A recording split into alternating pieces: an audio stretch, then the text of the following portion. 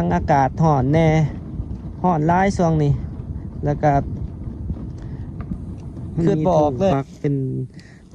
จุดเนาะที่ว่าเขาเจ้าไม้ไว้แต่ว่าสำหรับเวียงจันทน์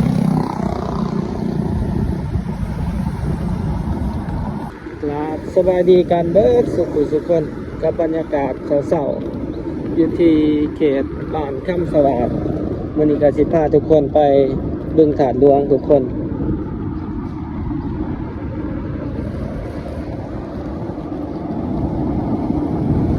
เส้นทางนี้ก็สิออกไปทางโน่นวายออกไปทางเมืองน้อยพวกเราทุกคนออกไปสามารถออกไปได้หลายๆทาง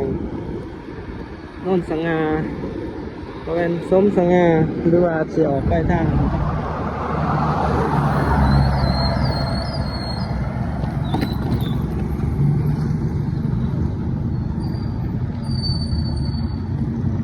เมื่อคืนนี่ก็เป็นบรรยากาศฝนตก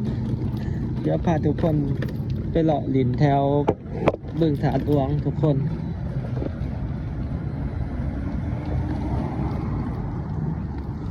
โอ้เส้นทางนี่ก็ยังบ่ทัน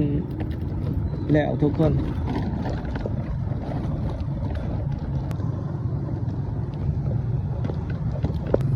เดี๋ยวไปเบิ่งบรรยากาศแถวบึงถาดหลวงทุกคนแล้วก็ออกไปแถวเส้นอันเนาะแถวเขตบึง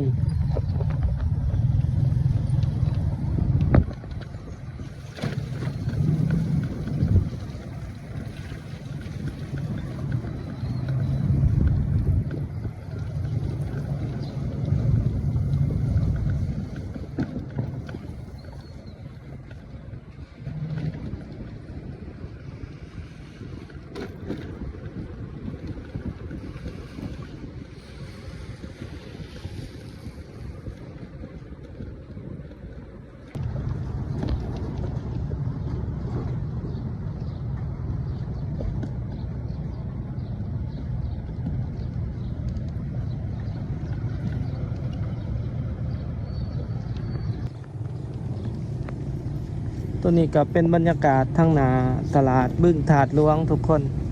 ยามเช้าๆก็บ่ได้ลงคลิปกันหลายมื้อคือบอกว่าสิพาทุกคนไปเบิ่งหยังมื้อนี้ก็เลยลุกแต่เช้าตอนนี้ก็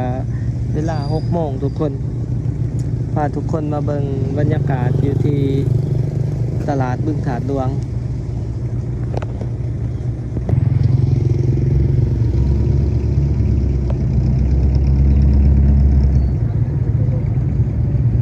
บรรยากาศยามเช้าๆ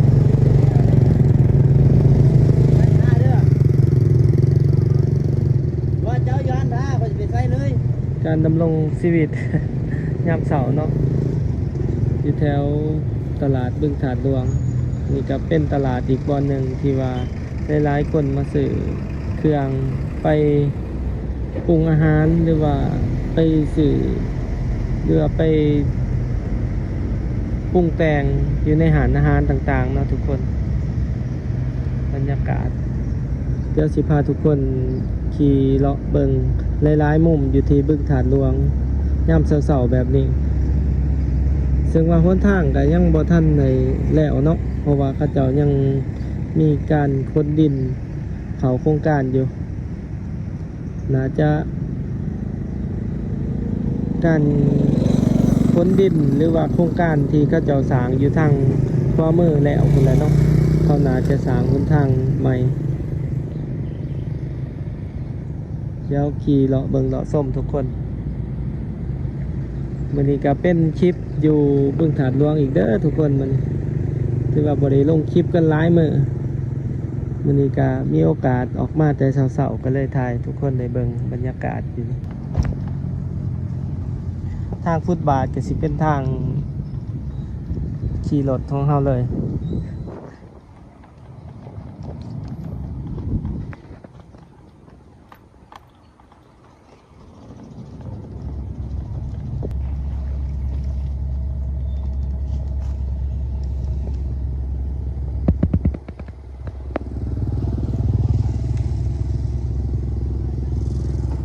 ตลาดบึงถาดหลวง ยามเช้าก็ถือว่าเป็นอีกตลาดหนึ่งที่ว่าคนมาซื้อเครื่องหลายทุกคน เพราะว่าส่วนใหญ่แม่ค้าเขาจะย้ายมาจากตลาดน้องจันขัวดินนะเนาะเพราะว่าแต่ก่อนตลาดหลังตลาดเสาแถวน้องจันขัวดินสิเป็นตลาดใหญ่เครื่องส่งหลายๆอย่างยามเสาแต่ว่าปัจจุบันนี้เขาจะก็ออกมาขายอยู่นี่หลาย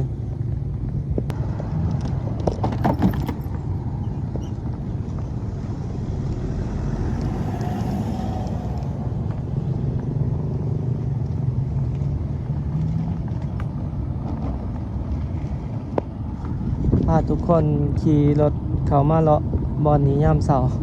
ถือว่าเมื่อวานนี้คืนนี้เนาะฝนตกบอนนี้ก็ถือว่ามีน้ำมีขี้ฝุ่นอังเลย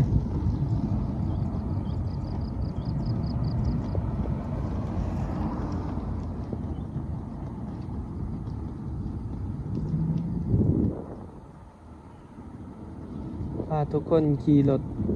เลาะส้มหลายๆบอนเลยนี่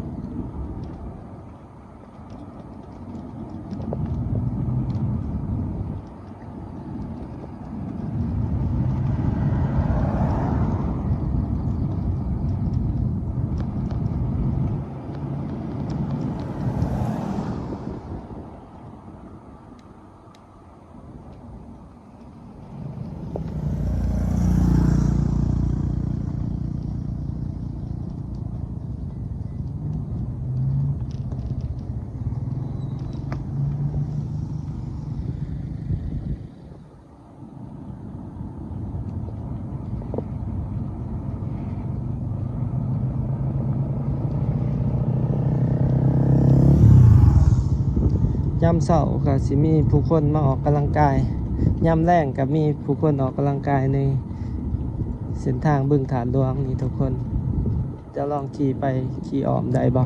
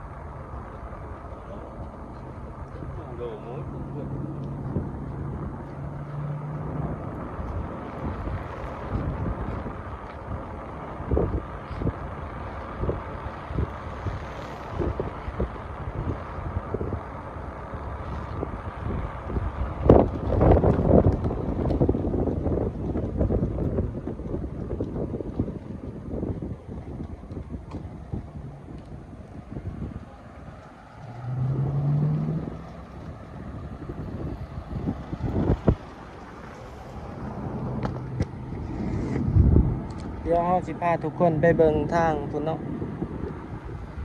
แถวโครงการเขาเจ้าขนดินเข้าไปทุกคนไปทางหลังพุ่นเนาะเดี๋ยวไปเบิ่งเนาะ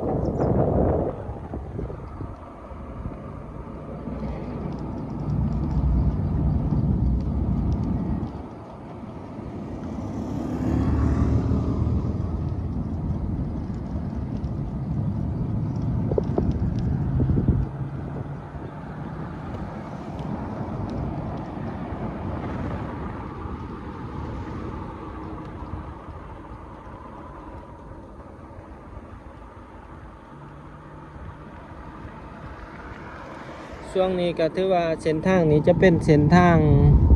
อ้อมเนาะเส้นทางที่ว่าเขาเจ้าขี่เว้นมาจากเส้นทางที่ว่ามันเพ่ก็ขี่อ้อมน้องบึงถาดหลวง เพื่อออกไปคำสวัสดนี่ถือว่าเป็นคอนโดอพาร์ตเมนต์ที่กำลังสร้างและก็ขายอยู่เนาะ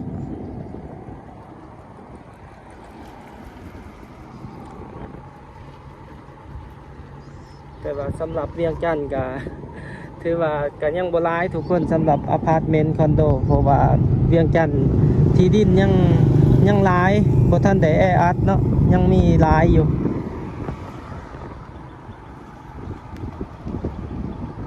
เอาสิพาทุกคนขี่ไปซื้อทางนั้นทุกคนทางหลังไอเต็กเนาะมันจะมี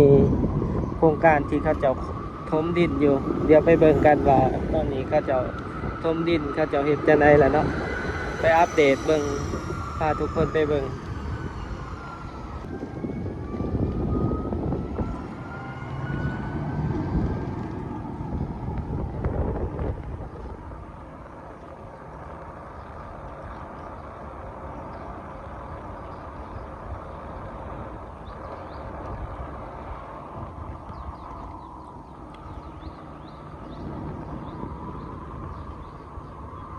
ทางขวามือเฮานี่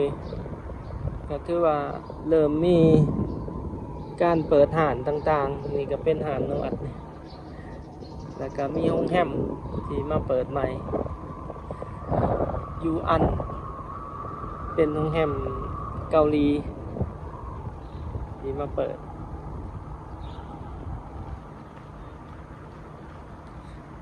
เป็นด้านหลังของไอเต็กทุกคนด้านหลังตึกเก่าสิมีสถานีรถเมล์นำสถานีรถเมล์ไอเต็ก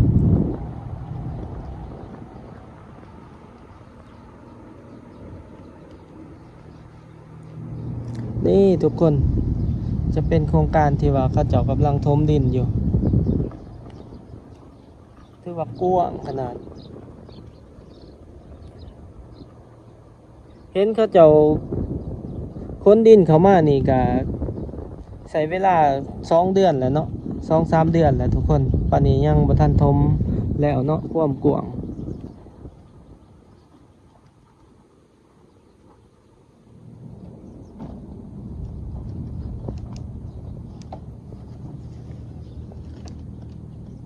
ทางนั้นเป็นด้านหลังของไอเต็กมื้อนี้ก็มีการเปิดตลาดเนาะมื้อนี้วันที่23วันพุธทุกคนปกติคือว่าเขาจะเปิดวันเสาร์อาทิตย์มื้อนี้คือเห็นคนมาขายเครื่องด้านหลังไอเต็กหลังบิ๊กซีเนาะบอลนะ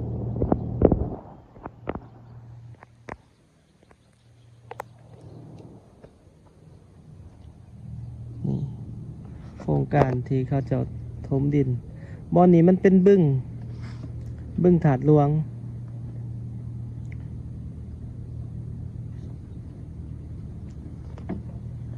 น่าจะอีก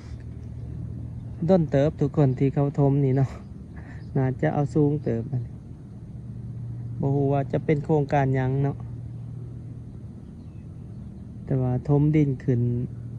สูงเลยจากบอนนี้ลุบลงเขาจะถมขึ้นสูงอยู่ประมาณ4 เมตรนี่แหละเพราะว่าบอนนี้แต่ก่อนมันต่ำๆนี่เขาจะถมน่าจะเป็นสันที่2เนาะนี่น่าจะเป็นสันที่2เพราะว่าสันที่1มันจะเราจะเห็นอยู่ทางหน้านี่และกองดินอีกแม่นสันที่2หรือสันที่3ขึ้นไป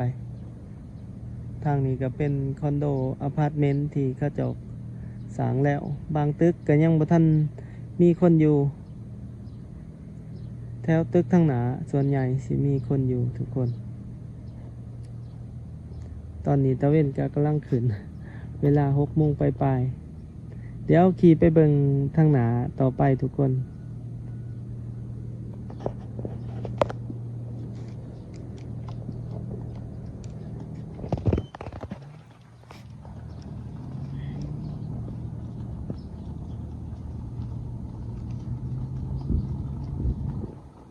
บึ้งถาดหลวงนี่มั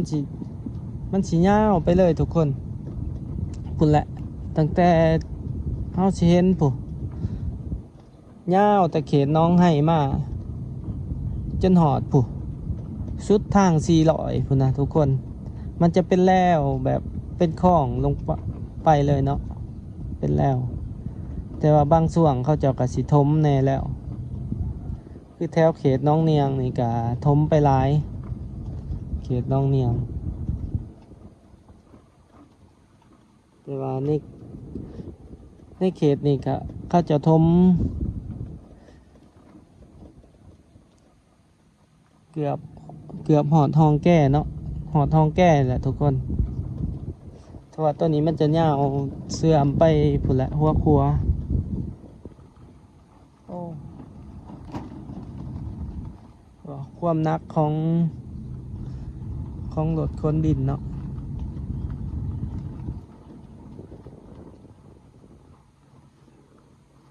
บางคนก็สงสัยเนาะว่าเป็นหยัง เขาเจ้าจังเฮ็ดทางเพ่หรือว่าเขาบ่เฮ็ดทางเนาะเพราะว่าจุดนี้มันเป็นโต้เส้นทางตัดจากพ้นท่านถึงคำสวัสดิ์โนนไว้มันเป็นในเขตโครงการบึงถาดหลวงเนาะเขาจะสร้างยามใดก็น่าจะเป็นสิทธิ์ของเขาเจ้าเนาะเพราะว่าอยู่ในเขตโครงการเขาเจ้าเพราะเขาใส่เส้นทางก็ใส่ห่วมเขาเจ้าซื่อๆเนาะเขาน่าจะถมดินนี่แล้วเขาน่าจะสร้างทางใหม่เพราะว่าตอนนี้ถ้าเขาเจ้าเฮ็ดทางไปเขาก็ได้เหยียบเพ่คือเก่าหั่นแหละ มันก็สิเป็นแบบนั้นเนาะน่าจะเป็นแบบนั้นแต่ว่าเห็นตามข่าวนี่เขาจะว่านี่น่าจะเฮ็ดเป็นสนามกอล์ฟบ่หรือจังได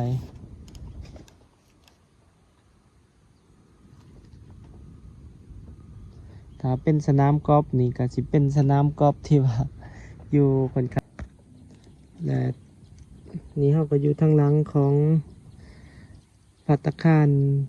อาเซียนพาเลทเนาะที่เราเห็นจะเป็นทางหลัง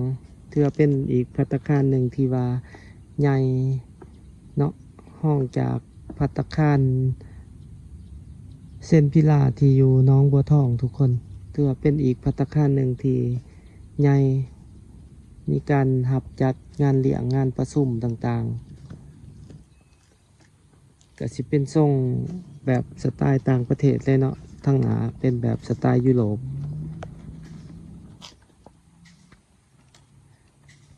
นี่เนาะเขาจะทมบ่อนี้ถือว่าสูงหลายเป็นรูปเป็นโน่นก็น่าจะแม่นสนามกอล์ฟคือข่าวเขาจะว่าเนาะมันมีทุ่งปักเป็นจุดเนาะที่ว่าเขาจะไม้ไว้ถ้าบอลนี้เป็นสนามกอล์ฟคือว่านี่ก็น่าจะเป็นสนามกอล์ฟที่ว่า ใหญ่แล้วก็อยู่ในใจกลางเมืองเลยเนาะถือว่าเป็นสนามกอล์ฟที่ทุนสร้างหลายจากเบิ่งจากการถมดินนี่ ที่ว่าใส่ดินมหาศาลเลยในการถมจะมีบอลลุบบอลโน่น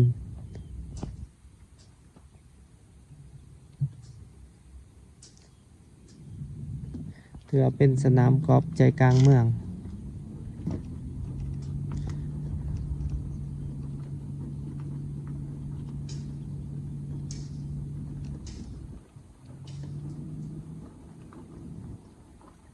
ตอนนี้ก็จะกระทมดิน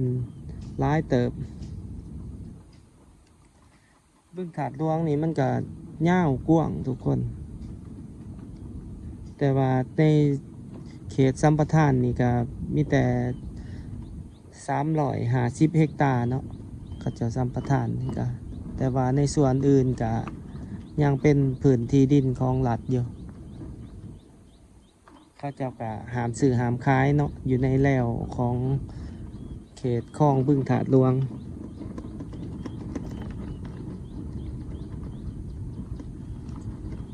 บ่อนนี้ก็เป็นจุดที่ว่าเขาเจ้าหม่างออกมาแต่ก่อนมันเป็นแคมป์คนงาน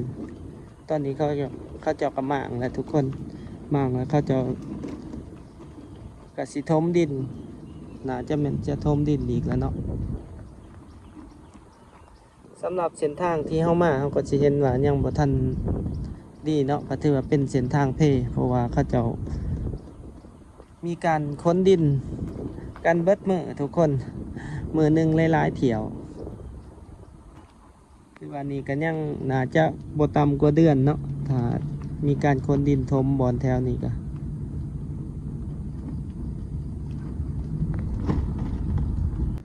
นี่ก็เป็นบรรยากาศยามเช้าทุกคนที่บึงถาดหลวง